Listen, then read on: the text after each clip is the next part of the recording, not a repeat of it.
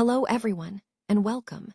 Today, I'm excited to introduce you to our TIMTOWTDI philosophy. We'll be exploring a journey from beginner to advanced levels, covering 15 core modules that serve as a comprehensive guide to mastering Perl. This course takes you from the fundamentals all the way to advanced concepts, providing a complete syllabus for your learning. So, let's dive in and discover how you can become proficient in Perl programming. In this slide, we're starting to explore some of the fundamental concepts of Perl programming. We'll look at classes, objects, inheritance, and encapsulation, which are core principles of object-oriented programming. These concepts help us organize code more efficiently and promote reusability. Understanding how objects interact and how inheritance allows us to extend functionality is key to writing flexible programs. Encapsulation, on the other hand, keeps data safe by restricting access. As we go through this course, you'll see how these principles tie into the overall power of Perl and how they enable us to build robust, maintainable software. Let's start by talking about Larry Wall, the creator of Perl, which was first introduced in 1987 as a reporting language for Unix systems. Perl is really optimized for scanning arbitrary text files, extracting useful information, and printing reports, making it ideal for many system management tasks.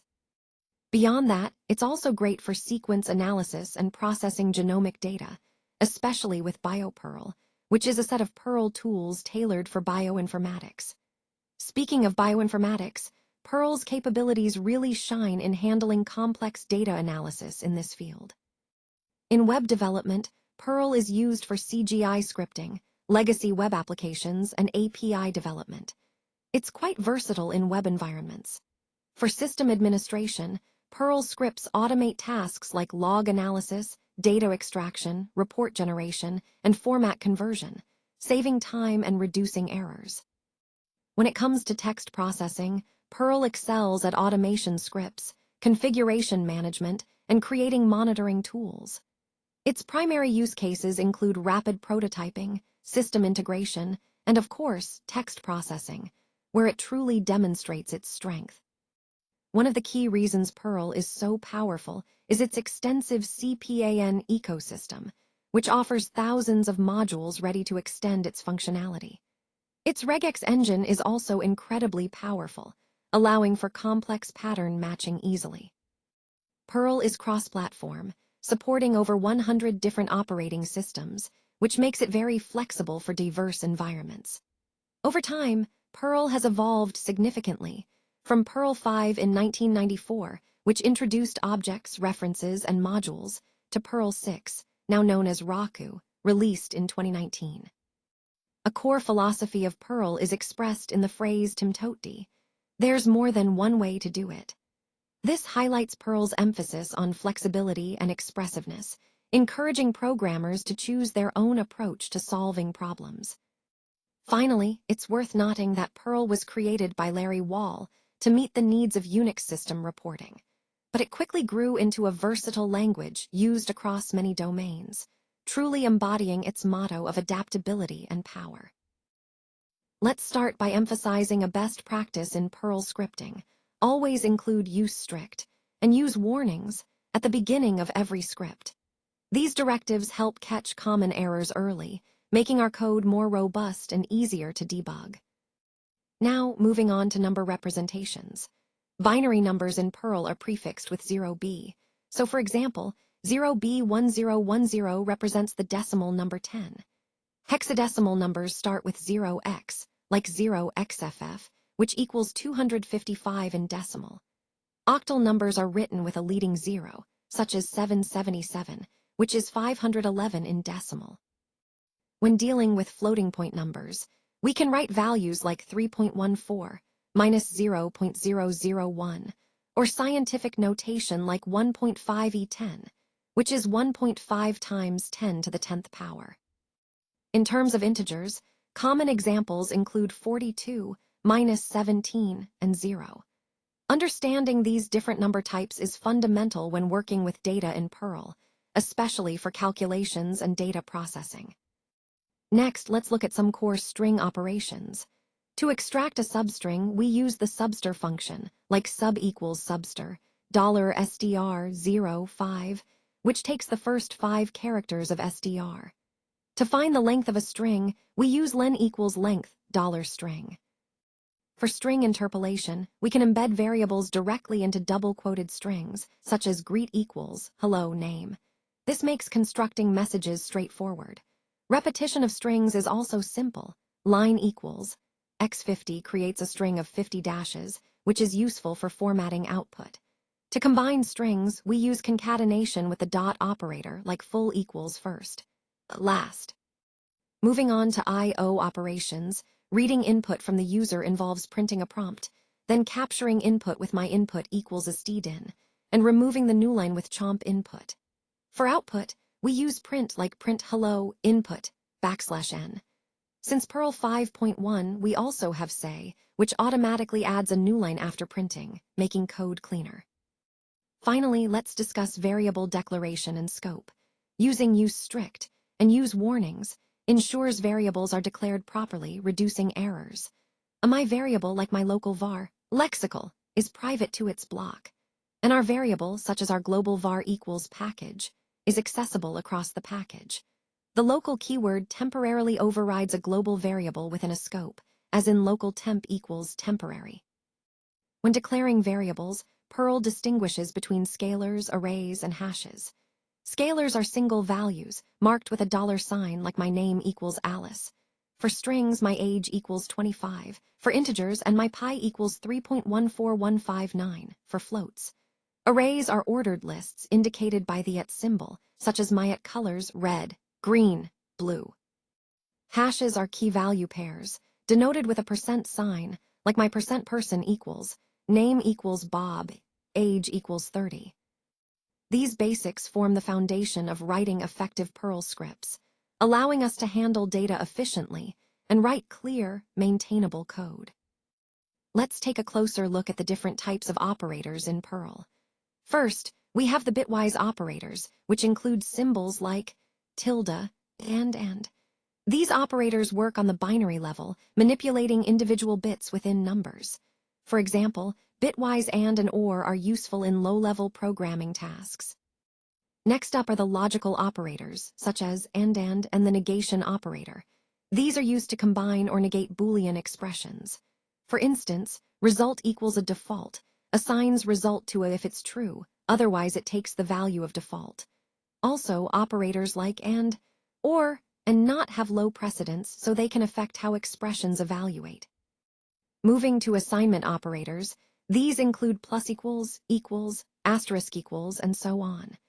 They allow us to modify variables efficiently, like a plus equals 5, which is equivalent to a equals a plus 5 string concatenation is done with the equals operator, appending to a string, as in str. Speaking of strings, Perl provides specific string comparison operators like ek and ni for equality and inequality, which are different from the numeric operators. For example, CMP compares strings, returning values like gt, lt, or ek, while numeric comparisons use operators like equals, etc. Then there are string operators such as the dot, for concatenation, which joins strings together. For instance, str equals hello. A world creates a combined string. Repetition in strings is achieved with the x operator, which repeats a string a specified number of times, like equals, x40 creates a line of 40 equal signs. Finally, we have arithmetic operators like plus, asterisk, slash, %, and asterisk for exponentiation. These are fundamental for mathematical calculations, such as pow equals 2 asterisk 10, which results in 1024. Remember, the modulo operator % gives us the remainder of division, like 17% 5 equals 2.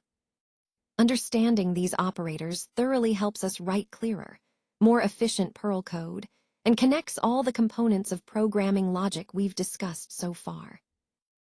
Let's take a closer look at some of the simple yet powerful syntax options Perl offers for controlling the flow of our programs. First, you'll notice the statement modifiers, which allow us to write more concise conditions. For example, instead of wrapping a condition inside an if statement, you can append it directly to the statement, like print even \n if num%2 equals 0. Similarly, print negative \n unless num equals 0 will only print if the number is negative. These modifiers make your code cleaner and easier to read. Moving on to loops, Perl provides several ways to handle iteration. The do-while and do-until loops are useful when you want the code inside to run at least once before checking the condition. For example, with do input, while input ni quit \n, the code runs first, then checks if the input is not quit. The until loop runs until its condition becomes true, like until counter 10, counter $+, which increments the counter until it exceeds 10. The while loop is straightforward. It continues as long as your condition holds true. Inside, you might see chomp and print statements for processing input until the user signals they want to quit. The for each loop is perfect for iterating over lists or arrays, such as for each my item at items, print item \n, which processes each item in turn. The for loop, similar to C-style, gives you more control with initialization, condition, and increment expressions all in one line. For instance, for my I equals 0, I10, I++, print I \n, runs 10 times, printing numbers 0 through 9. Now let's look at some control flow tools. The next statement skips to the next iteration, similar to continue in other languages, while last immediately exits the loop, like break. Perl also includes redo, which restarts the current iteration without reevaluating the condition, useful in specific scenarios. In addition, Perl has a more recent feature called given-when, introduced in Perl 5.1. It's similar to switch statements in other languages. You write given color when red, print stop when green, print geo, default print unknown, to handle multiple cases cleanly. The unless statement is the opposite of if. For example, unless logged in, print please login \n, executes only when the condition is false. Finally, the if/else structure lets you handle multiple conditions, setting variables like grade based on scores. Overall, these control structures and succinct syntax options give you flexible tools to write clear, efficient, and readable Perl code. They help you manage program flow with precision, which is fundamental to building robust scripts. Let's review some essential concepts about arrays in Perl. First, remember that using a $sign with a hash and an array returns the last index, like hash array, while scalar at array gives you the total number of elements. This distinction is crucial for understanding array operations. Next, transforming each element of an array can be done with map, which applies a given expression to every item in the list. Filtering elements, on the other hand, uses grep, allowing us to select only those elements that meet a specific condition. Splitting strings into arrays is straightforward with the split function, which divides a string based on a pattern you specify. Conversely, joining array elements into a single string uses the join function, with a separator you choose. If you need to remove or replace elements, splice is your go-to function. It can delete, replace, or insert elements at a specific position in the array. Moving on to iteration, there are several ways to loop through arrays. You can use while combined with each to access key-value pairs, or a for loop with an index for more control. The for each loop is simple and effective for processing each item in turn. When working with arrays, understanding context is key. Assigning an array to multiple variables in list context lets you extract individual elements easily, while scalar context gives you the array's length. You can also access the last element directly with negative indexing. Sorting arrays is simple with sort, which sorts elements in ascending order, and reverses the order. Slicing allows you to extract a subset of elements by specifying a range, and you can select specific elements by listing their indices. To remove elements from the ends, pop takes from the end, and shift takes from the beginning. Adding elements is done with push, which appends to the end, and unshift, which adds to the start. Finally, creating arrays is flexible. You can define arrays with specific values, like fruits or numbers, or generate ranges with parentheses and two dots. Accessing elements is straightforward. You use the index inside square brackets, remembering that negative indices count from the end. Scalar context gives you the number of elements in the array.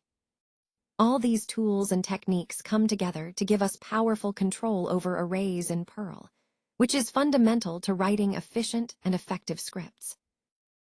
On this slide, we're diving into how we can work effectively with hashes, which are also known as associative arrays. First, let's talk about data grouping, which involves categorizing items to keep things organized. Lookup tables come into play here by allowing us to retrieve data quickly and efficiently.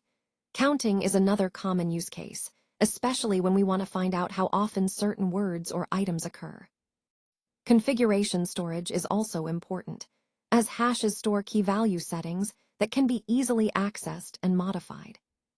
Now let's look at some common ways to iterate over hashes. One method is sorted iteration, where we loop through keys in order like this, using the sort function. Then there's the keys function, which gives us all the keys in no particular order. The each method allows us to process key-value pairs one by one, which can be very handy.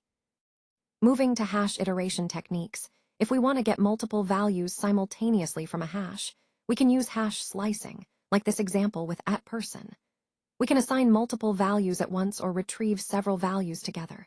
To delete a key, we use delete, and to check if a key exists, we use exists. The values function fetches all the values, while keys fetches all the keys, making it easy to handle the data in bulk. Finally, creating and accessing hashes is straightforward. We define them with key-value pairs, and then access or modify values using their keys. We can add new entries easily, making hashes a flexible and powerful structure for managing related data efficiently. On slide 9, we're focusing on best practices for handling variables and subroutines in Perl. First, it's important to always unpack the special array into named variables at the start of your subroutine. This approach makes your code clearer and easier to understand. For example, instead of accessing 0 directly, assign it to a meaningful variable like name. Next, let's look at creating code references with anonymous subroutines. You can assign a subroutine to a scalar variable, like greet, which takes a name and prints a greeting. This allows you to call the subroutine later via the reference, using the arrow syntax.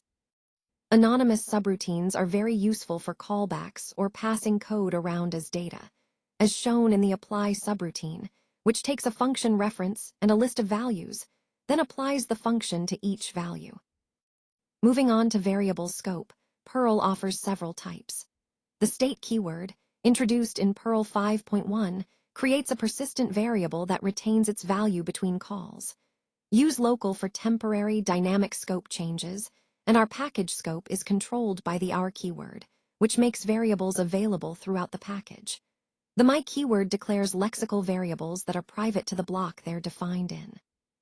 When it comes to return values, you can explicitly return a value with the return statement, or simply let the last expression in the subroutine be the return value. For example, in the max subroutine, we explicitly return the larger of two values, while in square, the last expression is automatically returned. You can also return multiple values from a subroutine, like min-max, which sorts a list and returns the minimum and maximum values. These can then be captured into multiple variables. Regarding parameter passing, Perl supports both pass-by-value and pass-by-reference.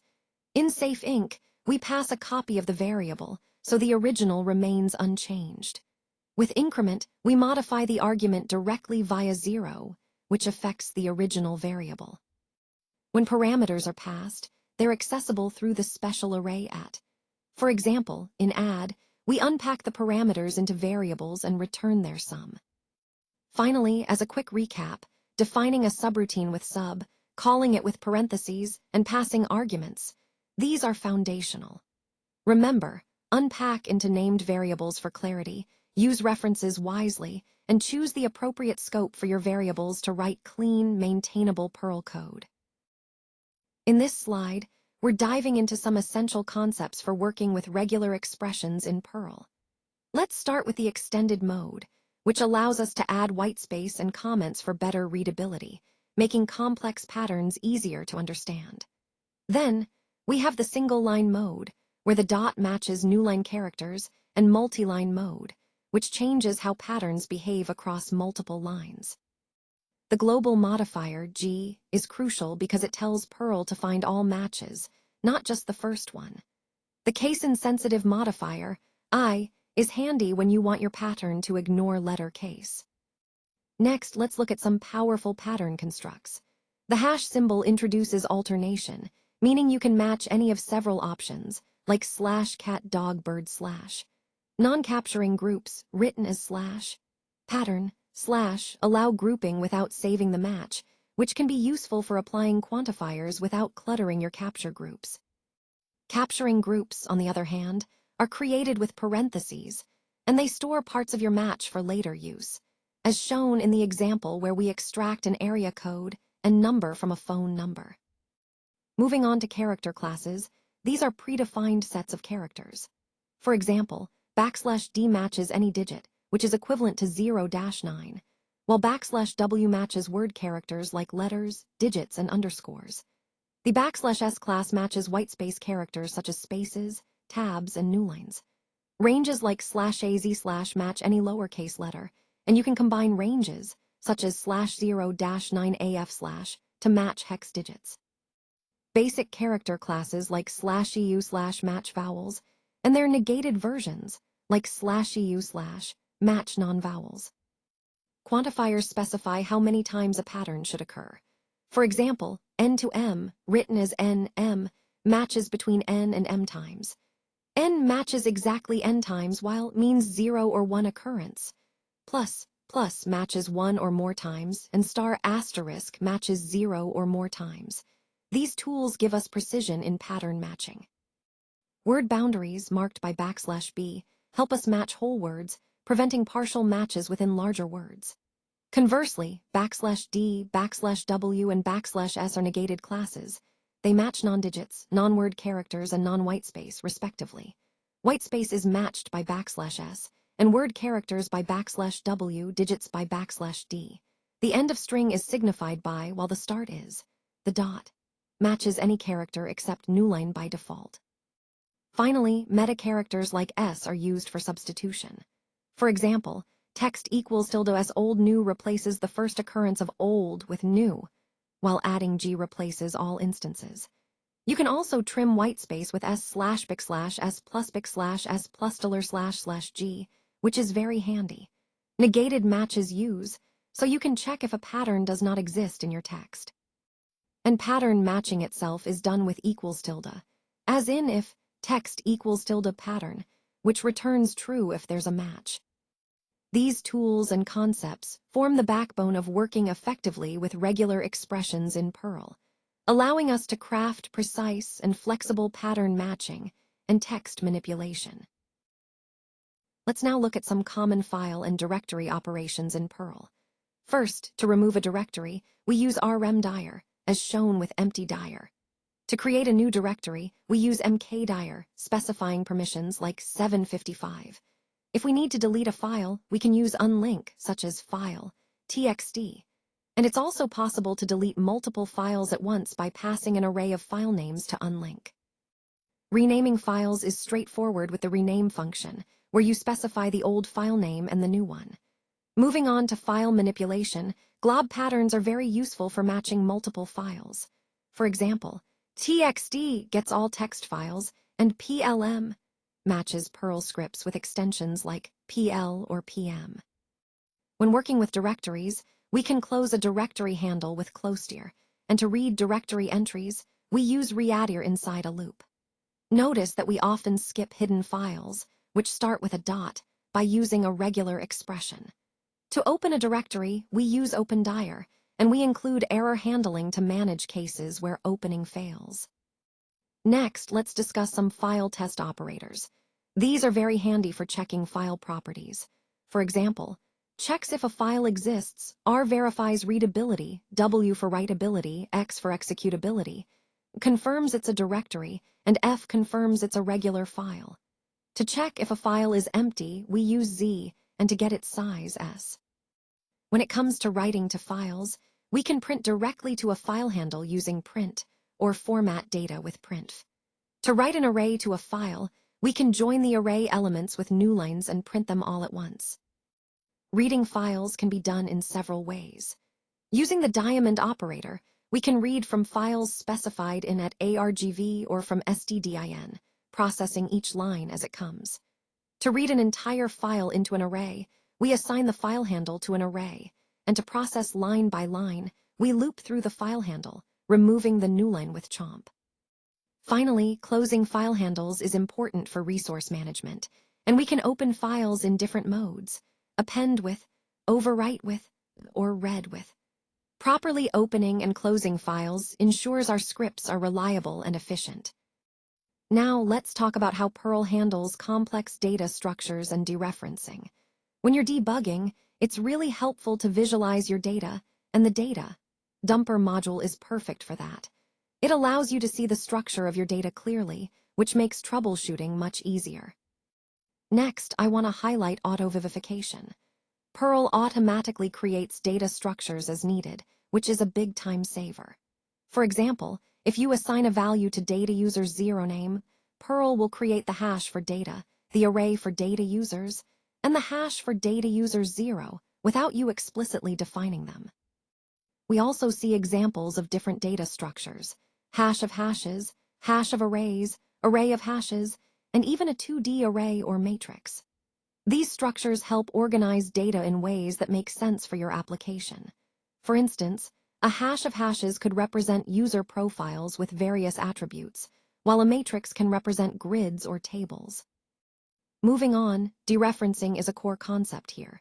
You can dereference a code reference and execute it, or access elements within hashes and arrays. For example, if you have a hash reference, you can access its keys and values just like with a regular hash, but with the arrow syntax.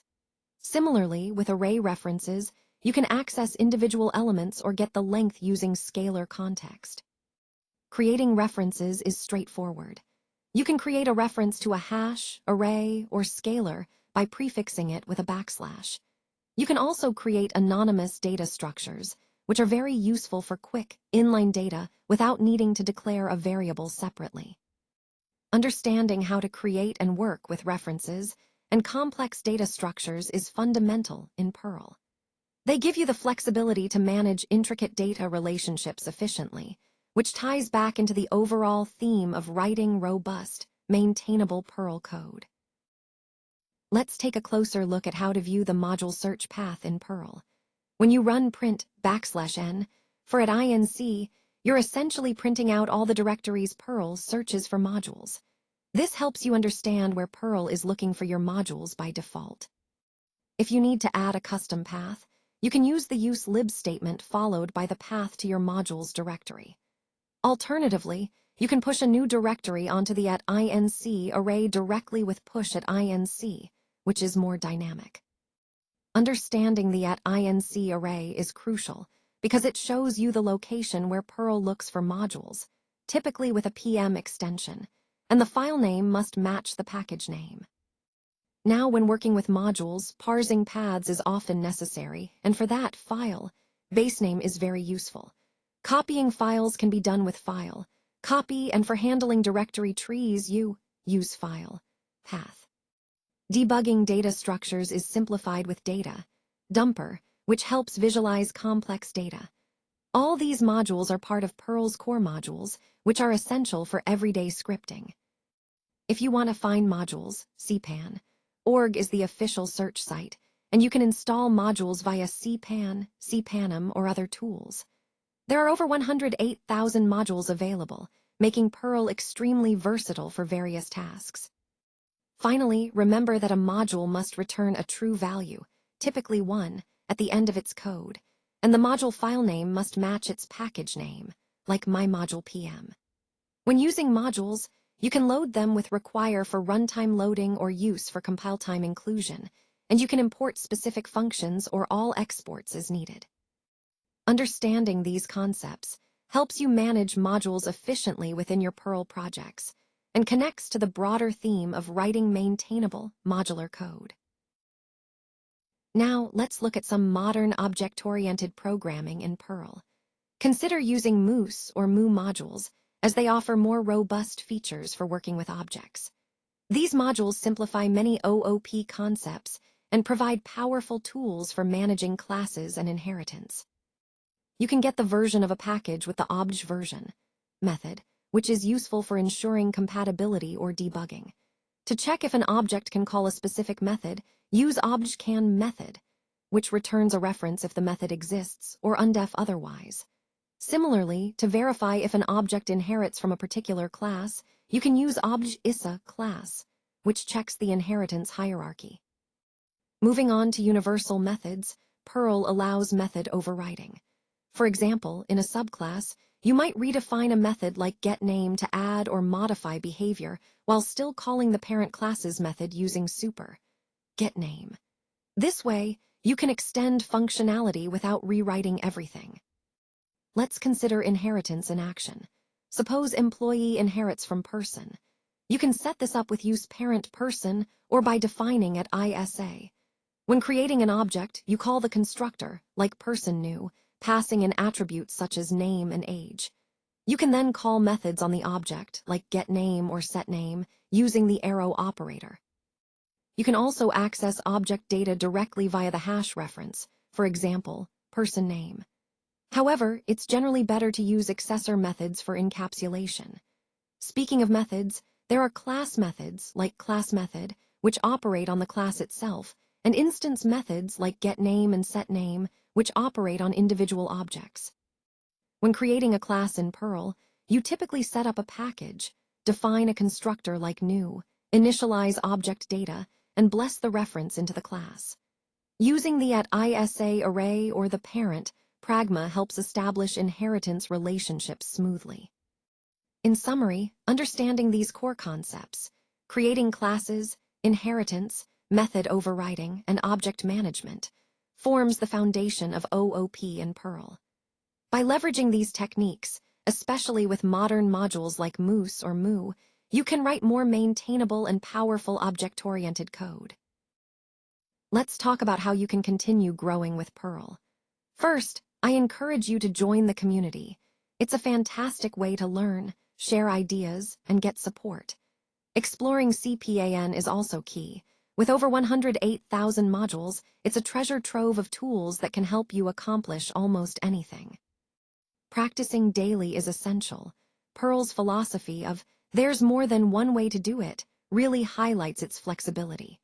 Whether you're working on text processing, system administration, or rapid prototyping, Perl offers unmatched versatility. Remember, your Perl journey begins with taking these concepts into practice. Keep exploring, practicing, and engaging with the community. That's how you'll master Perl and unlock its full potential.